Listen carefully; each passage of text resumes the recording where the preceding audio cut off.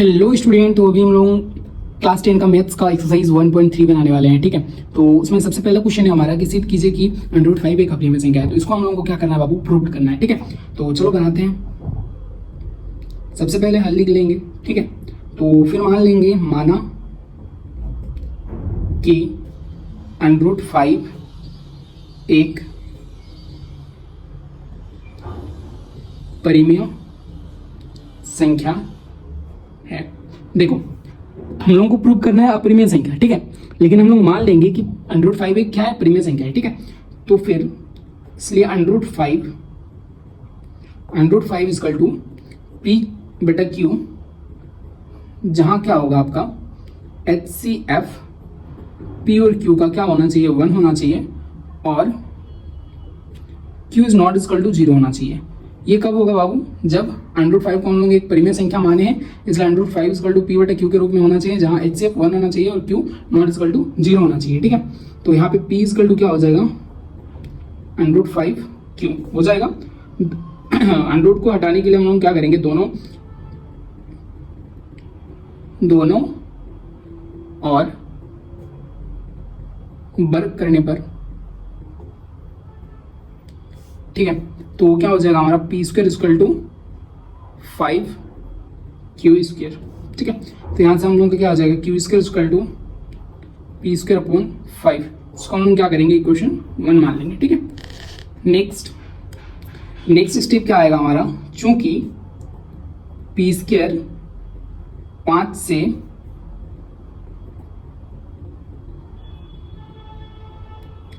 विभाज्य है, इसलिए P भी 5 से विभाज्य होगा। यहाँ पे क्या बोल रहे हैं, देखो, अगर P² 5 से विभाजित होता है तो P भी, मतलब P² अगर 5 से विभाजित हो रहा है तो P भी 5 से विभाजित होगा। यही हम लोग बोलना चाह रहे हैं। ठीक है, तो फिर नेक्स्ट स्टेप में हम लोग करेंगे कि पुनः क्या करेंगे बाबू, हम लोग P इजकल टू 5R, जहां R कोई पूर्णांक है, क्या है बाबू, पूर्णांक है। दोनों और स्क्वायर करेंगे, P² इजकल टू क्या हो जाएगा यहाँ पे 5R का स्क्वायर, तो इधर में आपका P² is equal to 25R square. इसको हम लोग इक्वेशन 2 मान लेंगे। ठीक है, नेक्स्ट समीकरण 1 और 2 से क्या करना है हम लोगों को, देखो, ये P² और समीकरण 1 में हमारा क्या बचा है, समीकरण 1 में हमारा 5Q² था ना, मतलब ये वाला था। चलो ठीक है, तो यहाँ पे हम लोग क्या बच रहा है, 5Q²। देखो P² इजकल टू क्या है, 5Q², तो P² तो हटेगा, ये आपका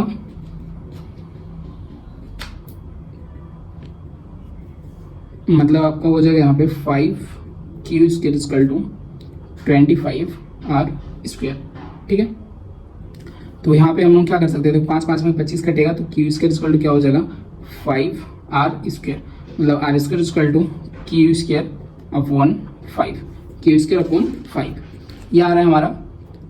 तो चूंकि Q² 5 से विभाज्य है, इसलिए Q भी 5 से विभाज्य होगा। फिर देखो, यहां तक तो हो गया हम लोगों का।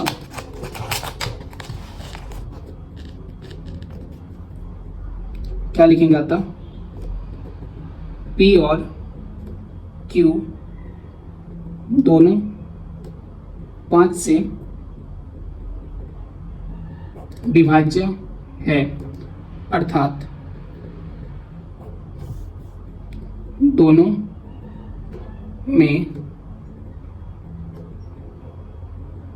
उभयनिष्ठ दोनों में उभयनिष्ठ गुणनखंड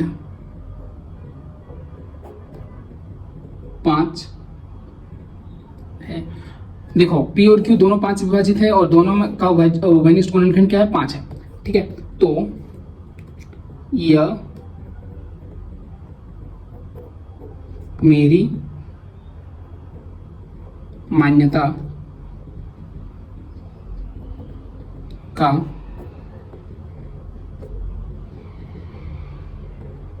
विरोधाभास है। हमारी मान्यता का क्या है, ये विरोधाभास है, मतलब ये हमारी जो मान्यता थी उसको ये विरोध करता है, तो इसलिए ये क्या हो जाएगा। अतः √5 एक अपरिमेय संख्या है, ये आपका आंसर हो जाएगा। ठीक है, क्वेश्चन है 2 नंबर, क्या है बाबू, सिद्ध कीजिए कि 3 + √5 एक अपरिमेय संख्या है। इसको हम लोगों को क्या करना है बाबू, प्रूव करना है। तो चलिए बनाते हैं। सबसे पहले हम लोग लिख लेंगे हल, मान लेंगे माना कि 3 + 2√5 एक परिमेय संख्या है। माना कि 3 + 2√5 एक परिमेय संख्या है। ठीक है, यहाँ पे 3 + 2√5 = a/b, जहां a और b सहअभाज्य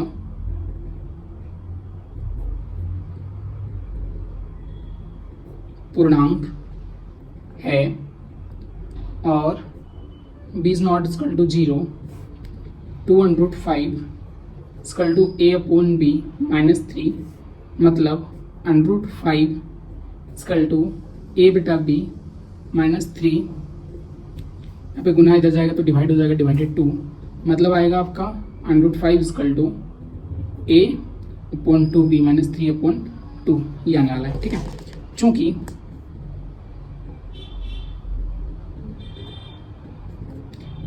a और b एक पूर्णांक है, अर्थात √5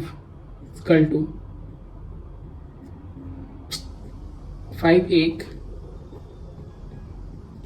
परिमेय संख्या है, परंतु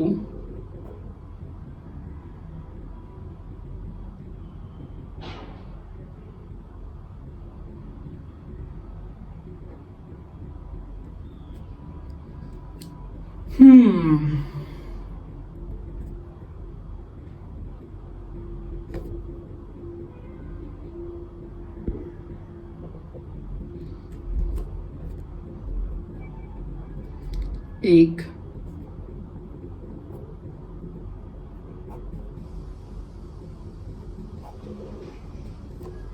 यहाँ पे आपका बाबू हो जाएगा,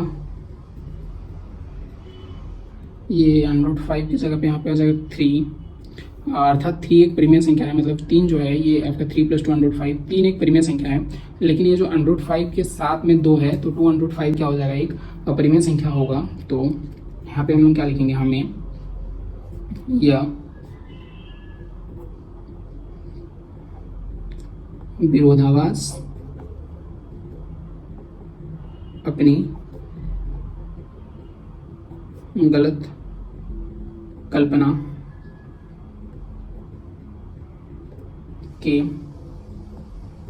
कारण प्राप्त हुआ है कि 3 + 2√5 एक परिमेय संख्या है, अतः 3 + 2√5 एक अपरिमेय संख्या है। ये हो जाएगा आपका आंसर।